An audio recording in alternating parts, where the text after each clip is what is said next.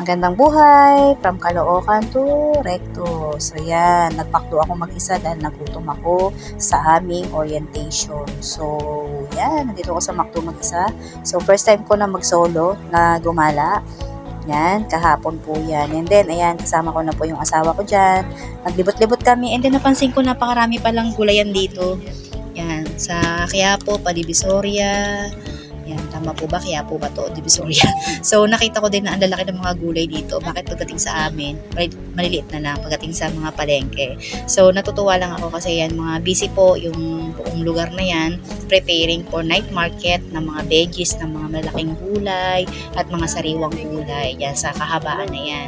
So, dumaan kami dito Tuklan na kumain sana. Kaya lang dahil sobrang busy yung road. So, we decided na sa iba na lang kami kumain. Along the way na lang habang pauwi kami. So, napunta nga kami sa may Sinangagan. Actually, masarap yung pagkain dito. Talagang the best yung food. Kaya lang yung aming, yung na-order namin na beef mami, medyo malamig. Kaya pinainit pa ng asawa ko.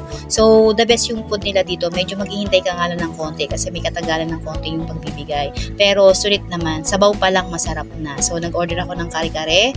Tapos, yung beef mami nga. And then, yung pares sila dito iba. Sarap talaga.